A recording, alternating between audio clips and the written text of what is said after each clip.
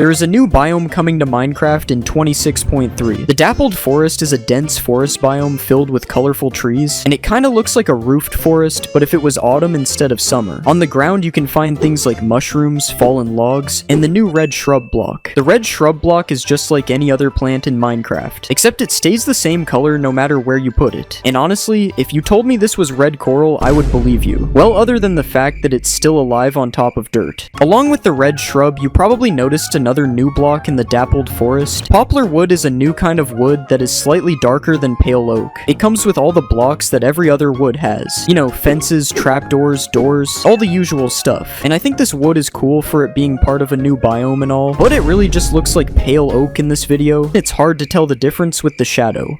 Something else found in the Dappled Forest and all around the world is the new abandoned camp structure. As you can see, it comes with a few cobwebs, a campfire, a couple barrels which might have some loot, and wool stairs, which is something that I never expected to see in Minecraft. Wool stairs and slabs will be coming to the game as well, and as you can see, this brings out a whole lot of new building opportunities. I mean, just look at that. You can make a super chicken. One thing I also thought of being able to make is a couch made out of wool instead of wood. Finally, Minecraft players get to sit on something comfortable. There are new mobs you can find in your peaceful world. 26.2 will allow the spawning of hoglins, piglins, and sulfur cubes in peaceful mode. The question is why?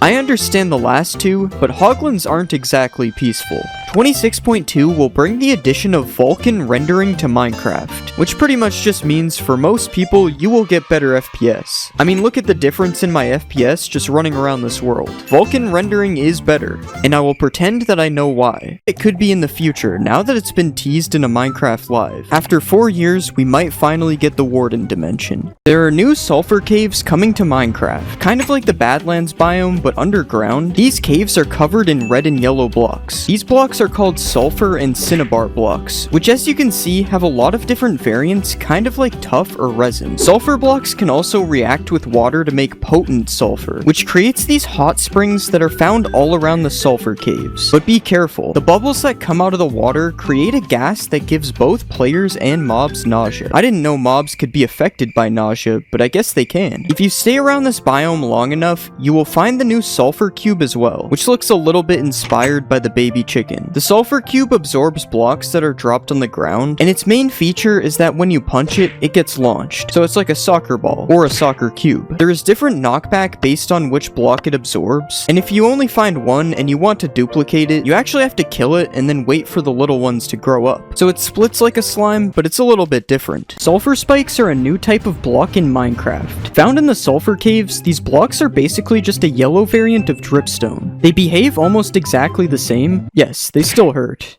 And you can even break them with a trident just like dripstone. I didn't even know you could do that. Food in Minecraft used to be a lot different as there was no hunger bar, meaning food would be used to instantly heal your hearts instead. When eating food, you didn't even have to wait for the animation to finish as there was no animation. The food just instantly disappeared like you were Matt Stoney. The one downside to this though was that the food was not stackable. This meant that in order to stay alive while caving, you had to fill half your inventory up with food, allowing you to only have a little bit of space left for collecting ores. This made everything so much slower, especially because you can't sprint in these versions. You might have heard of the Aether mod, which is probably one of Minecraft's most famous mods, but did you know that Notch almost made this mod a reality? In beta 1.6, a sky dimension was added to the game and could be accessed using mods. Notch said that this dimension could have been a dream world where the player would have a random chance of being teleported to while sleeping in the game. Unfortunately, this dimension was never added to Minecraft, and instead this concept was later turned into the end. Speaking of sleeping in Minecraft used to be really annoying. In older versions of Minecraft, when trying to sleep in an area that was accessible by mobs, the game would wake you up every time a hostile mob was standing near you, even if you were separated by a wall. This made sleeping basically impossible unless you had a nuclear fallout shelter to sleep in. We've talked about some of the things added for April Fool's updates already in this video, but one of the most interesting April Fool's updates was 1.rv-pre1, kind of a weird update name in itself. In this update, a few items were added such as the ankle monitor, 3D glasses, and even a smartwatch. They even added a USB charging block which could be used in the exact same way that a redstone block is used today. Now obviously all of these items were added as a joke, but it would be kind of funny to put somebody on house arrest in your Minecraft world. Switching to an enchanted item on Bedrock will actually show you all the enchantments. On Java, however, you actually have to hover over it in your inventory to see what enchantments they have. In Bedrock, books display 2 pages at a time instead of just 1 on Java Edition, and if you write anything offensive in your book on Bedrock, it will become censored. This can also happen on signs, renaming items, pretty much everything where you can type.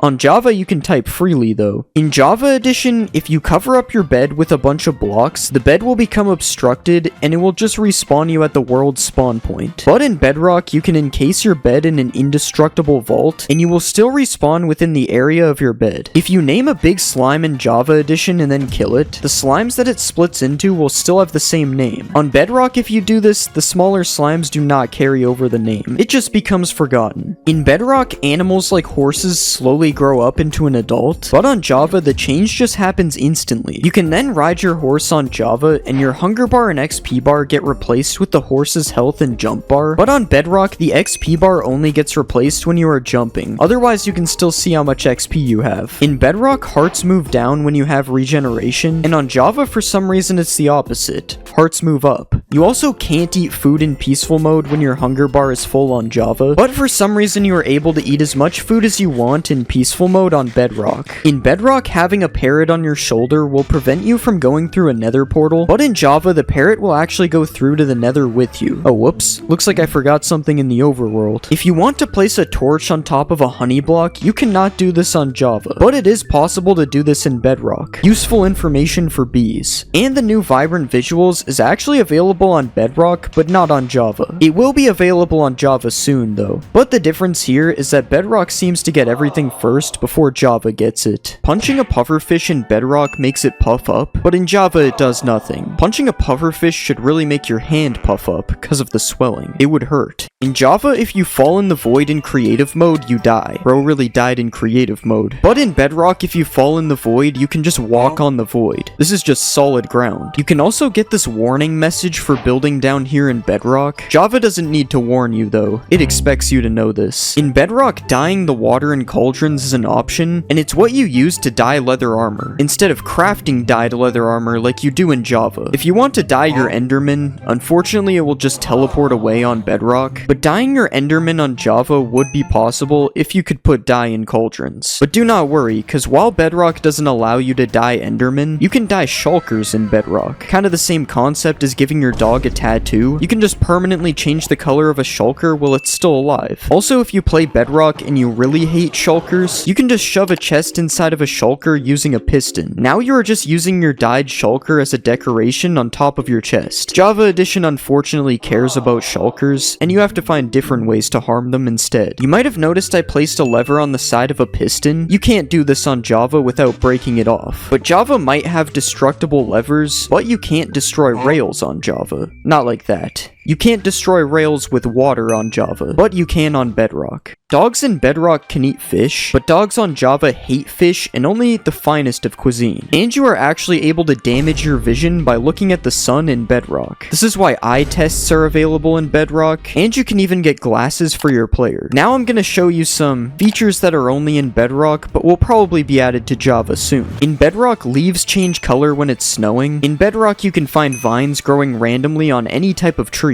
Water has different colors in Bedrock depending on the biome you are in. You can even get red water in the nether, the most useful thing I've seen so far. And that's it. That's the only things from my list that I can see getting added to Java. In Java Edition, if you blow a mob up that can drop a head with a charged creeper, it will drop the head 100% of the time. But this only works with one mob at a time, but on Bedrock, you can blow up multiple mobs and get all of their heads at once. If you ever wanted to ride a boat through a wall, unfortunately that's not going to happen on Java Edition, but you can place some slabs at the bottom of a wall like this, and then boat through it just fine on Bedrock. In Bedrock, you can give items to armor stands. Originally, I thought you could do this on Java. I was disappointed to find out that you can't. And you can also name an armor stand Dinner Bone to turn it upside down on Bedrock. I'm starting to think Bedrock may actually be better, which is why I will showcase the difference between bridging on Bedrock and Java. This has just never made any sense to me how this is possible on Bedrock. It feels like something out of a Roblox Roblox game. In Bedrock, you can ride a skeleton horse without a saddle. You can't even ride a skeleton horse at all on Java. I really thought you could. This is a TV that sort of looks like plankton for some reason, and to build this, you need to place an item frame with a glass pane over a stone block, and then you have to throw 2 tridents at the top like this. You can also build a laptop using a similar setup, except using a pressure plate and trapdoor instead. Another household item you can build with a pressure plate and trapdoor is a chair, which is basically just a laptop on top of scaffolding. There's also another chair which you can build using any type of wood, but it's a little big. And there's this chair you can make as well, which actually looks pretty cool. Just make sure you don't fall through the cushion while you're sitting on it. Something that is in almost everyone's house is a chandelier. What?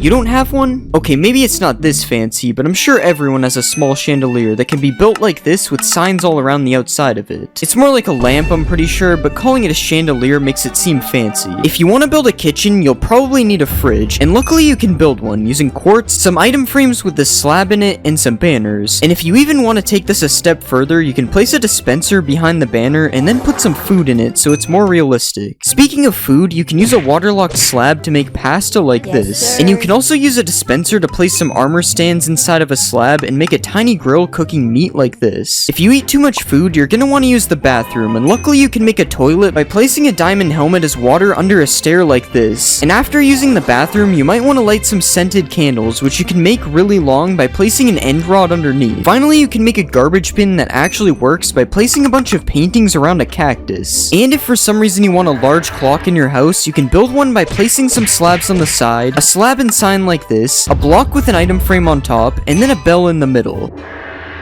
It's supposed to do that every hour. Now that you've decked out your house with build hacks, it's time to move on to some random builds. Starting with this very large trophy that definitely wouldn't fit on a shelf, and a super large rifle that is made out of wood, which really has me questioning if it would work. You can also make a witch pot, which is just a respawn anchor with trapdoors around it, and you can make a dragon head that looks like it has a sword going through it, and you can even add ketchup. That's definitely what this is. If those builds weren't random enough, you can make a guy who got locked up using item frames and an armor stand like this, and you can make a Lego brick if you manage to get your hands on some colored heads. If you didn't like the idea of killing the Ender Dragon earlier, you can just make a regular upside down sword like this. And by placing a carpet underneath a block like this, and then putting an armor stand through it, you can create a chessboard by giving it a chain helmet and putting a pressure plate underneath it. Now obviously those build hacks were cool, but it's time to show you some of the coldest build hacks known to man. If you build a cube of ice like this, and then put a Steve armor stand inside of it, you can push some ice on top of him and make a man who is freezing to death. You can also make some cracked ice by placing glow lichen on top of it, and you can build a penguin by using some concrete like this, a beak, and then placing some banners on the front and the sides. You can place a stair in a slab like this, some signs on the side, and a fence gate on the back to make a sled. And if you want to give this sled some power, you can attach a dog to the front of it like this. Come on, hurry up, go faster. If you need more power for your sled, you can put some stairs like this, add a carpet on the back, and then place some fence gates on the side to make a reindeer. Okay, now this thing should be super fast. We got Rudolph pulling it. Reindeers help deliver gifts, so here's a gift made from a kelp block and candles, and here's a happy kid who just got what he wanted for Christmas. I'm not gonna let that happen. I'm a hater. You can make a small tree by placing azalea leaves on top of a dead bush, and you are even able to make that tree dead with some mangrove roots on top instead. You can make another cool plant by placing coral on top of some waterlogged slabs, and if you want to make some bulrushes, you can place some glass panes like this with a brown candle on top. You can also make another type of bulrush like this, as seen in my previous build hack video. Another outdoor build is the swing, which is made by placing some upside down lightning rods like this, and then putting some trapdoors underneath. You can also place 4 trapdoors like this with a waterlogged slab in the middle, and then place an egg and some coral on top to make a nest. You can even put this in a tree to be more realistic, although it looks very unnatural. There are a lot of bugs outside, and you can make one of them by placing a button through an item frame like this. You can also make a water cart, whatever that is, by placing some slabs like this, with trapdoors and some fence gates on the side, and then some barrels and a sign on top, and a tripwire as a faucet like this. Another thing with wheels is a wheelbarrow, which is made with these 3 blocks, and you can even fill it up by putting some compost in the middle. Wheelbarrows are usually used for farming, so let's check out some farm builds next. You can place a candle on top of melons and pumpkins to give them a stem, or you can use a sea pickle depending on how big you want it to be. You can also make a pineapple by putting this vine thing on top of a shroom light like this. And if you want to build a cake, you can place a piece of dirt and put some snow on top, and then you can add redstone on the top as a strawberry. This cake probably tastes really bad though, it's made out of dirt. Apparently fish barrels are real, and you can make a salmon barrel with a raw copper block and some trapdoors on the side. Or you can change it out for a raw iron block if you want to make a cod barrel instead. Another type of barrel is a honey barrel, and this time I'm actually not sure what that is. I've never heard of a honey barrel before. If you want to make your dinner table look more realistic, you can place a pressure plate on top of an item frame and place some food in it to look like a plate like this. And you can even add some condiments on the table and place some sea pickles on the side, which kind of look like cups. So much detail just for you to eat all the food in 2 seconds. If you have a dog, you can build a small doghouse by placing 5 trapdoors like this with a couple more trapdoors on the top. And you can even place a dog bowl on the side to give him something to drink. Another dog bowl you can do is this design using a decorated pot, and pairing them together looks like both food and drink. If you don't have a dog, you might have a cat, and there's also a cool cat structure you can build. First, place a scaffolding and trapdoors like this, add some fences on the back, and then place a couple carpets on top, and then you have a nice place for your cat to live. You might also have a parrot, in which you can also give a house. Well, sort of. In order to do this build, you have to push a piece of glass over top of the parrot, which is probably seen as animal cruelty. So something you can do that is less cruel is this bird bath, which uses a waterlogged slab and some signs on the side. Or you can place a hanging sign like this as a parrot perch. You are also able to use a bell if you don't think the hanging sign looks good enough. And you can also build a cage, which is slightly less evil, and it's built using fences like this, a slab and a trapdoor on top, and a chain and scaffolding attached underneath. This build also exceeds the build size limit for this video, but I'm just gonna let it slide because it looks pretty cool. The last build in the pets category is this snail, which I'm not really sure if it counts as a pet. Snails are also really slow, so the fact that it doesn't move might actually not matter. Now that we've seen all these different build hacks, it's time for some more random build hacks that have no common theme. Something that for some reason isn't in Minecraft is balloons, but with a colored block, a fence, and a little animal cruelty, it is actually possible to have balloons in Minecraft. Another thing that is also not in Minecraft is hot springs, but that can be changed by placing some trapdoors and some campfires underneath a pool of water. You can also do the same technique by placing campfires under lava to get some smoky lava, and this time you don't even need the trapdoors. I would be careful when swimming in this one though, because it might be a little too hot. If you're tired of how the regular TNT looks, or just scared of building with it in case something like this happens, then you can actually place a barrel like this and put some signs on the side that say TNT to make an old looking block of TNT. You can even highlight the signs in white to make the text stand out and add a candle on top to look like a fuse. If you aren't afraid of using TNT to build, you can also place a bunch of TNT like this and then put some candles on top, and they will kind of look like individual dynamite sticks. You can even light them if you want, but just be careful you don't accidentally misclick. If you do set off the TNT by accident, it might be possible you need to build a grave, and luckily you can do that with 3 podzol blocks like this, an anvil, a skull of your choice, and a couple of flowers, and then you have a tiny gravestone for whoever died as a result of your TNT accident. Another random build hack is this super thin ladder, which is just a ladder placed on trapdoors, and something really cool you can do is place trapdoors alternating like this with ladders on each of them, and you can make a 1-block spaced working ladder. Tiki torches, which you can make using bamboo fences, and if you want to add some extra detail, you can attach a mob with a lead to the top, but obviously you will have to.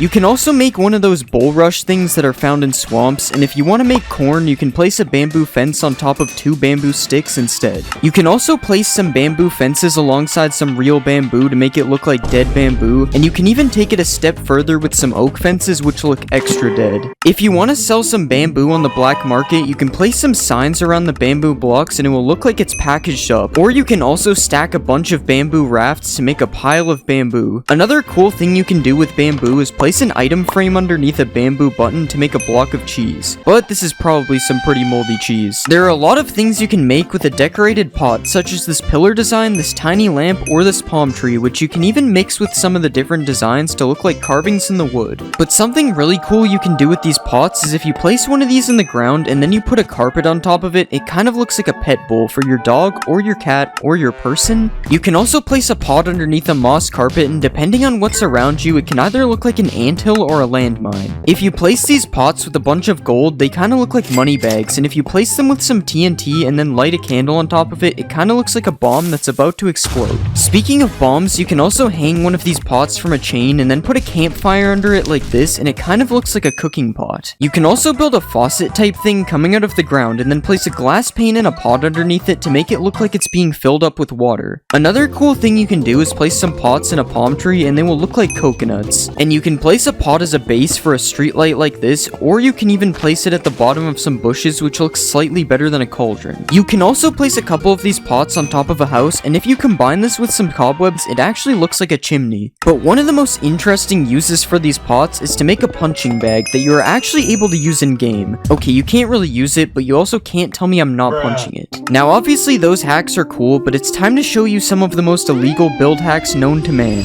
If you apply this armor trim to a leather helmet and then place it one block deep on an armor stand, you can use a piston to push a bookshelf through it, and it kind of looks like a stray book sitting on top of the shelf. Another thing you can do is dig out a big hole and then fill the whole thing with string, and after that you can do a little bit of animal cruelty and cover the whole thing up with carpets to get this rug design. Huh, that's weird. It looks like my rug is moving. Something else you can do with the sniffer is you can place some blocks through a sniffer's nose and then add a slab and some signs on the side to get a really interesting cushion design. Or if you're really ballin', you can use a sniffer's snout as a base to make a golden sink. Another thing you can do with a sniffer's nose is you can place it in the roof and then put a couple of fences and an end rod underneath it to make a lamp. Okay, this one was kind of a stretch. You can still see his face. Something you can do with a camel is you can place its head through a roof and it kind of looks like one of those bear heads you see on a wall in some rich guy's house. And you can also spawn a camel on the ground and then place some sand over top of its head to make it kind of look like a little sand dune coming out of the ground. You can even place a saddle on top of the camel to make it so you can sit down on the beach with a towel beneath you.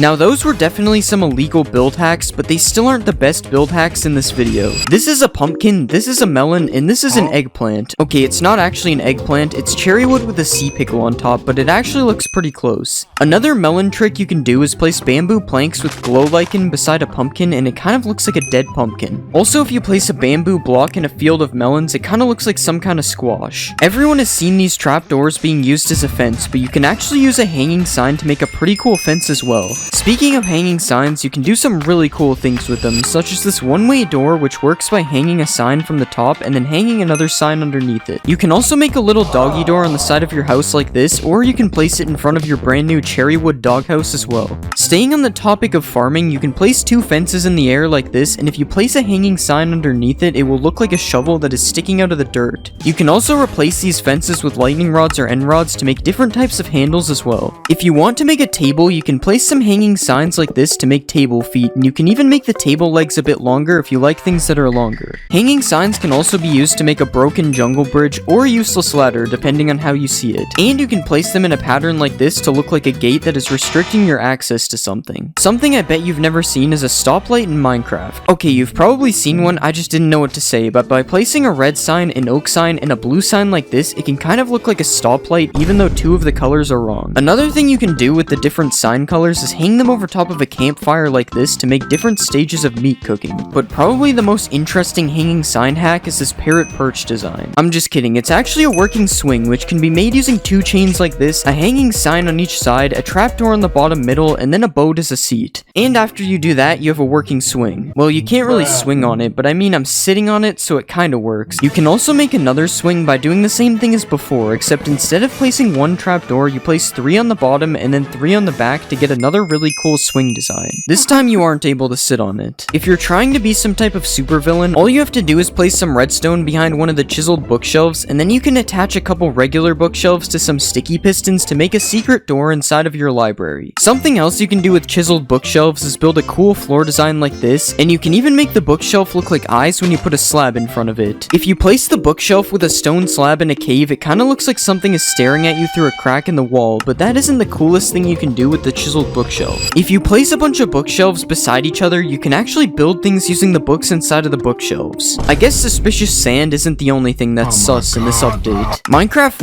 1.20 adds a piglin head, and what can you do with it? Well, to start, you can place it on top of an armor stand, but that's boring. Instead, if you want a piglin in the overworld, you can place a piglin head on top of a sign, and it will kind of look like a tiny piglin. And if you really want to be him, you can make a hanging sign float, attach 2 signs on the side, and then add a banner on the back and a piglin head on top to create the boss piglin. His outfit kind of looks like Lord Farquaad. If you want to build some tiny birds, you probably wouldn't think of using a piglin head, but because of the floppy ears, it actually kinda looks like birds in the sky. Of course, you have to make sure not to look at the other side though. If you place a piglin head on the ground and then put a bunch of redstone around it, it looks like a piglin was just decapitated. And if you take it a step further, you can build up with some fences and place some chains and hang a red sign under it to make it look like a guillotine just chopped off its head. Have you ever wanted to build a giant snail? You probably haven't. But you can by placing a cherry slab, a sideways cherry log, and a nether brick wall with a couple of candles on the top. Now we have giant snails to go with our giant spiders. Another giant animal you can build with cherry wood is a pig. If you place 2 upside down stairs like this and add some slabs on the top, you get a pig. You can then add a button on each side for eyes and a cherry button for a nose and a tail for extra detail. Speaking of pigs, you can also make pork with cherry wood. If you place a sideways cherry log and then attach it to 2 fences using chains, it kinda looks like a piece of ham is being cooked over a fire. Another cool cherry wood build is this garden fence, which can be made using an illegal trapdoor technique that I didn't even know existed. You can even climb this thing if you try hard enough, so that's cool. Another thing you can put in your garden is a cherry tree, but not that one is lame. If you use cherry fences as logs and pair it with azalea leaves, you can make a really cool looking miniature tree. Something else that looks cool is this trapdoor window, which you can make using bamboo or cherry wood trapdoors depending on your build. In Minecraft 1.20, a pink boat will be added, but if you think this design is boring, you can actually make your own pink boat instead. If you place some slabs in the water like this and then add a fence in the middle, you can move 2 boats as close to the fence as possible and then add some trapdoors on the side and a flag on the top to make a better looking boat. The only problem is this boat doesn't really move. If you place a netherite upgrade in an item frame, you can use it as an up or down arrow for like an elevator or something, I don't really know. This is chiseled copper, and because of this cool X design on the sides of the block, it actually makes a really nice crate if placed with some other crate looking things. And if you place these blocks in a 2x2 like this, and then place signs all around the sides, you can make an even bigger and better looking crate. You can also mix in some of the brand new copper trapdoors on the side of the crates, and you can even change the middle block to make some empty looking crates. Or we can just remove the block in the middle completely, and we get a cool little animal house. I promise I'm gonna let him out, guys. If you want to make a more humane pet house, you can place some trapdoors like this, add some carpets on the bottom, and then put the new heavy core in the front, which kind of looks like a food bowl. And if you want some more food for your pet, you can place a chiseled copper like this and put a sea pickle on the top, and it kind of looks like a melon or something. We should probably just stick to the actual melon though. I don't know if I cooked with this one. You can place some copper trapdoors on top of campfires like this to make a cool looking stove, and now we can cook the melon if we want. And if you want to make a chair to sit down and have a meal, here's one chair design using the new trapdoors, and here is another. This chair is a little bit goofy. In real life, it would be like 3 meters tall. Another new block coming in 1.21 is the crafter, which surprisingly has a lot of different building use. To start, you can make a stove by placing the crafter on top of some campfires, and then adding a few more kitchen details like this. And you can also use a crafter as cabinets if you place it facing this way instead. Who knew the crafter was the ultimate kitchen block? The bottom of the crafter can also be used as a roof, so I guess that makes it the 3rd time it's used in this kitchen. And if you place it on the ground, it kind of looks like some kind of mat that is meant to keep the floor clean. Might as well just build the whole house out of crafters at this point. More household items that can be built with a crafter is this PC where the crafter is used as a monitor, or you can go all out and build a flat screen TV using 2 different angles of the crafter like this. Don't mind me, just sitting on my crafter couch watching my crafter TV. You can also place a crafter like this and then put a few seats around it to create an actual functioning game of tic-tac-toe. Okay, how am I losing to myself? And if you want to protect your house from intruders, you can use the crafter as a keypad like this. If you place a tough wall with a trapdoor on each side, and then add a crafter on top, and place a few more details like this, you can make a telephone booth looking thing like this. And if you look at this side of the crafter, it kind of looks like a face, which means you're actually able to build the crafter man like this. Now I know why we installed the security on the first door. This guy's not messing around. Coming up next, we have a few build hacks that are pretty tough.